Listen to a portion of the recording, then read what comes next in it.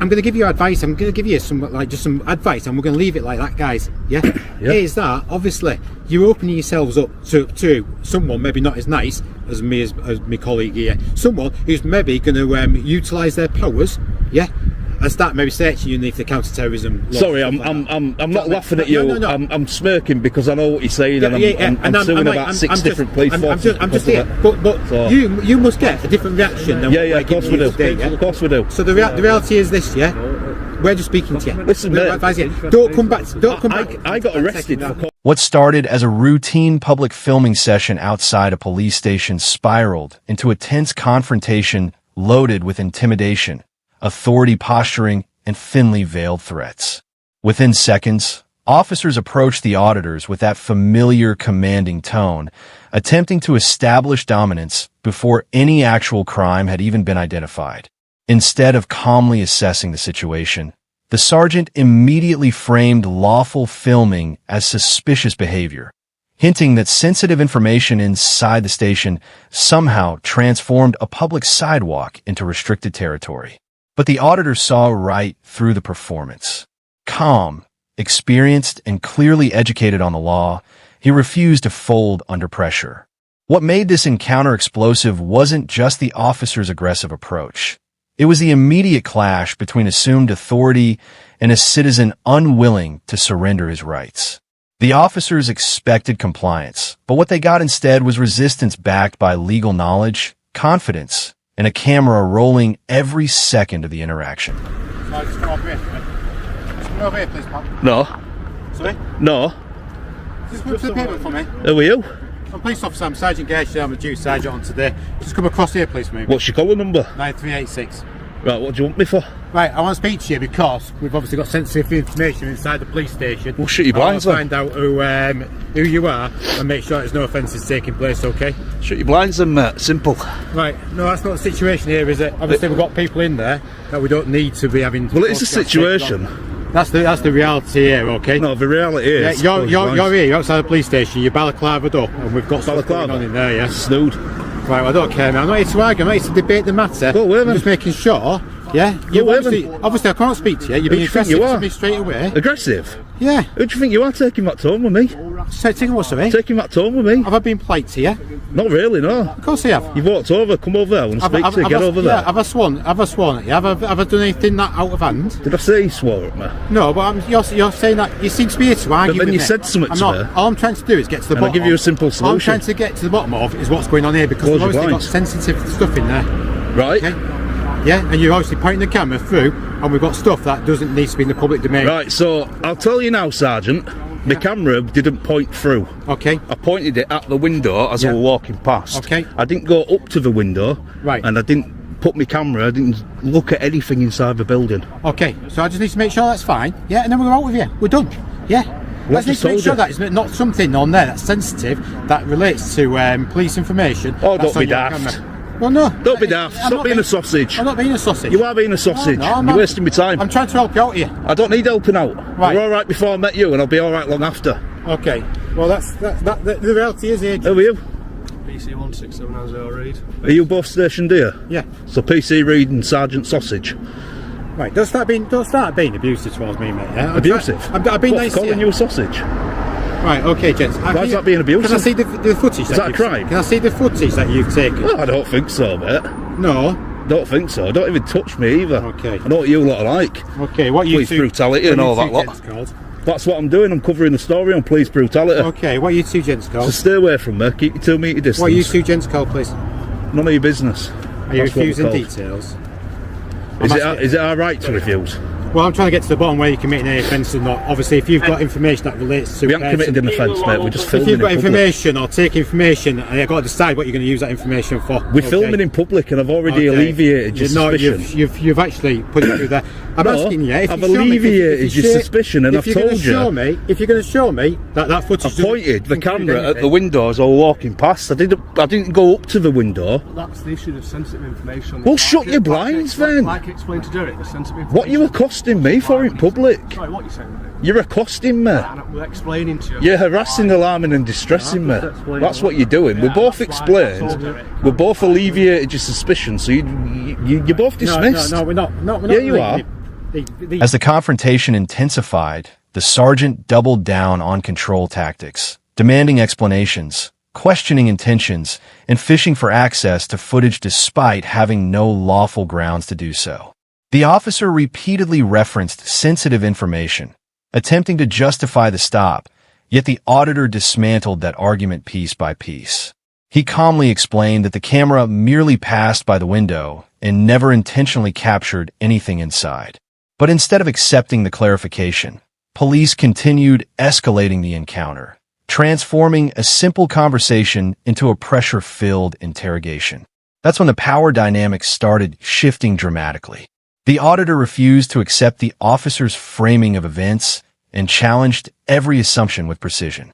Rather than becoming emotional, he stayed measured and direct, exposing how quickly police authority can turn coercive when officers realize the person standing in front of them actually understands the law. The moment the auditor denied access to the footage, the atmosphere changed completely. The intimidation tactics had failed. Right, listen. We're trying to have a reasonable conversation Constables, with you guys, do you know what I mean? You're both dismissed. Don't want to speak to you anymore. Right. Don't like your attitude. That's not the. Didn't like the way you approached me. That's not the way. Yes, it is. Obviously, Because you've got a uniform on, doesn't make you better than me. Okay? Yeah. Because you've got a uniform on, don't make you better than me. And I tell you what it is, mate. I'm going to make that point today to both of you. Right? You two aren't bigger than me. You're not bigger than him. You're bigger than no one. Right, we've got what you want for you, winning. In fact, you don't look much bigger than yourselves. So, go on, do one. Come on. Let's go about as business. Our lawful business. Follow me, I'll put a complaint in about you. I'll put a complaint in about you if you follow us. I'm Stalking. free to walk. Can't do that. Stalking. If we're not detained, we're free. That's just like saying we're free to follow you then. Stalking, mate. He's literally making a quick chat. Stalking. And then we don't have to follow you, do that. It's reasonable, that. That's a reasonable thing to ask for, I think. I'll just private prosecute you. Right, just do that, mate. I will do. And that money will come out of your pocket and not the public purse. Yeah, that's fine. Yeah. You've been here before, haven't you, sunshine? Look at you. I think I've met you before. Proper smirking at you. Proper been here before you. You love being on camera, don't you? Got to be a celebrity. To be fair, right? What's your name again? Call me Matt. Matt. To be fair, probably been a little bit hard on you. That numpty over there, Sergeant Sausage, he's, you know, I'm alright, me. You know, when I meet someone and I get talking and stuff, I'm alright, man, proper nice guy. I've just had a lovely conversation with your police staff in there. And she was fantastic, man, absolutely fantastic. And I love people like that. Yeah. And if he'd have come up and went, "Hey lads, you alright? I hope you don't mind us asking, but we've just had you get the concern, don't you? We've had someone come up to us and they've said you've done this, have you?" And I just said no. And that's it. Conversation over. I don't know what we said between you. But he approached me. To your mate who's saying he's he approached me, right, and he was like, "Right, get yourself over here. I want to talk to you. Come here now," and all that stuff. And it's just like proper like talking, like puts that authority talk. You know, like he's speaking to his kids. Yeah. Now I'm not his child. You know what I mean? Yeah. Well, you don't nothing like, do you? I'm not his child. Now the officers found themselves trapped in a situation they could no longer fully control. The sergeant's aggressive tone became more obvious, while the auditor continued dismantling every weak justification being thrown his way. Instead of apologizing for the hostile approach, police attempted to normalize it, acting as though barking orders at members of the public was simply part of the badge. But the auditor wasn't interested in playing submissive citizen. He made it crystal clear that wearing a uniform does not elevate someone above the public they serve. That statement struck directly at the psychological core of the encounter. The officers expected obedience based on authority alone, but the auditor rejected that premise entirely. As the conversation continued, the tension transformed into something even more revealing, a battle over dominance. Every sarcastic remark, every challenge, and every refusal to comply exposed how fragile police authority becomes when confronted by someone who understands voluntary interactions and refuses to be manipulated through intimidation. Clip 3. What happened next completely shifted the tone of the encounter. The auditor began breaking down exactly why the initial approach failed, exposing the difference between professional policing and ego-driven confrontation. Instead of screaming or escalating emotionally, He explained how a respectful conversation could have avoided the entire conflict from the beginning. That detail mattered because it stripped away the officer's ability to paint him as unreasonable. The auditor wasn't hostile toward law enforcement itself. He was reacting to arrogance, commands, and unnecessary aggression. Meanwhile, the sergeant's earlier behavior started looking worse by the minute. The audience could now clearly see how quickly authority figures resort to dominance when they believe someone may challenge them publicly. And once the auditor openly rejected the officer's alpha male attitude, the balance of power flipped completely. Suddenly, police were no longer controlling the interaction. Instead, they were defending their behavior on camera while the auditor calmly exposed the flaws in their entire approach. I'm not his child, and I ain't his bitch, and nobody speaks to me like that. Language, bitch ain't swear word. Depends which it's a name for a female dog. Depends which it's a name for a female dog. Depends which content. And you can't be offended by swear words anywhere. Depends on the manner of the swear words. And there's nobody about, so you can't do me for a public order offence. Well, we've got all these people walking Come over on, now. mate. Who knows? They're miles away from me. Sometimes people see cameras. They're miles away from me. Come out and watch. Yeah, like I said, the concern were, like you said, you pointed the camera inside, there is sensitive information in there. That's literally the only concern. Is, right, that's why we've come out speaking, just to see the fact is, Matt, what the intention I think you've probably established by now that I know the law and I know my rights. We both know the crack, don't we? We both know the crack. Basically, he had a suspicion, which I've alleviated. I've said, yeah, when I walked past the window, I pointed my camera at the window. Now, from me doing that, right, it wouldn't have picked anything up what it shouldn't have done. Trust me, I know. Because there's reflection from sun. Unless I physically went right up to the window, put my hand like that to block the sun, then I'd be able to see inside. So from what I did, from just walking past and pointing, a good 3 metres away, it's not going to pick any sensitive information. You know yourself, like you said, and if it did pick it up and this were to go on YouTube and that information were on there, you know, of course it is. But us guys aren't stupid. Us guys aren't stupid, right? Loads of people tell me that. Do you know something? Listen, the stupidest of things. I went to County Durham once. The university? No, police station. I was on a public path, right? I heard 2 constables speaking to a victim of crime, personal information, date of birth, telephone number, what you were there for, what had happened. All this is in there. I could hear every single word, and I pulled them up on it. And they were both arrogant and told me to mind my own business. Now, I'm not saying I'm going to do it with this video, but that video I did. And what I did was, when I edited it, I took all that audio out. So all that personal information of that victim of crime never went anywhere. The video was there, but I took all the information out. But how come you were so close to him then? Then came one of the most important moments in the entire encounter. Officers continued insisting that the camera might have captured sensitive information, but the auditor responded with calm, technical explanations that completely destroyed the narrative. He explained reflections, camera angles, distance from the window, and even how editing removes private information when necessary. This wasn't just someone arguing emotionally. This was someone demonstrating preparation, knowledge, and responsibility. That precision crushed the officer's attempt to manufacture suspicion. Even more damaging for police was the auditor's story about overhearing victim information being discussed publicly by officers themselves. In one devastating comparison, he exposed the real security problem. Not cameras in public, but police failing to protect private information properly. That revelation shifted the psychological pressure entirely. Suddenly, the officers looked defensive instead of protective. The accusation they had built the entire confrontation around started collapsing under scrutiny, leaving nothing behind except authority trying desperately to justify itself. I will literally, right, so say where that tree is, that what barrier to get into the car park, and I was stood here on path. And they were literally stood pretty much where that tree is. That tree there. Do you think it can come across a bit antagonising sometimes, or like you have to do a reaction? No, just like the situation sometimes, like that one you've just given. Like you said, we was having a pretty good conversation. I'm just asking, do you think, from our point of view, we're speaking to a victim of crime, if someone's like a meter or something away, it can come across as a bit antagonising? Well, but they shouldn't have been doing it there, should they? They should have like gone inside or somewhere a bit more secure, a bit more. People say to me, why'd you cover your face up in public? It's to create privacy in a public place. Because there is no expectation of privacy in a public place. If you don't want people to hear your personal information, walk away, go inside the building, go where someone can't be heard, where someone can't hear what you're saying.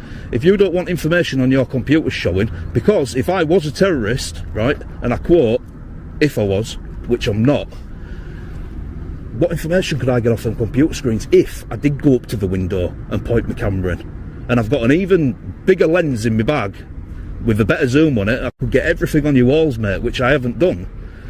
What could I do with that information? So really, I said to you, the reason we walked down that side was to speak to that officer, was it not? The officer that was sat at the end of there when we walked down. I'm just showing you where your flaws are in your security. But I know there wasn't. And this is why we come up. This is why we come up and spoke to you guys. We're not here to cause you like a load of hassle. We're not here to cause you a load of harm. Like I said to you, mate, here, I've never sworn at you. I've never had a go at you.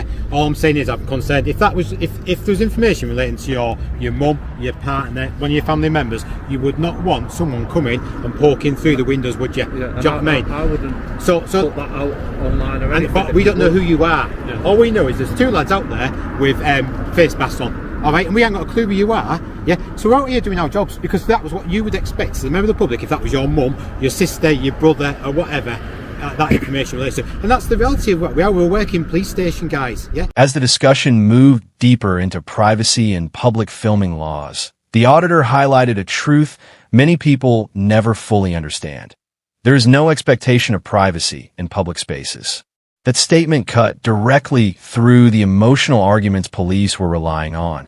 Officers attempted to frame the filming as morally questionable by invoking victims, families, and sensitive situations, but the auditor calmly redirected responsibility back where it belonged, on the police station itself.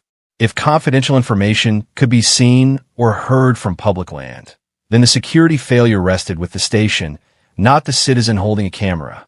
That point completely destabilized the officer's moral high ground. The auditor wasn't threatening anyone, trespassing, or interfering. He was exposing weaknesses in procedures that authorities themselves failed to secure. And that's what made this encounter so uncomfortable for police. The Kamer. I'm going to give you advice. I'm going to give you some advice, and we're going to leave it like that, guys. Yeah.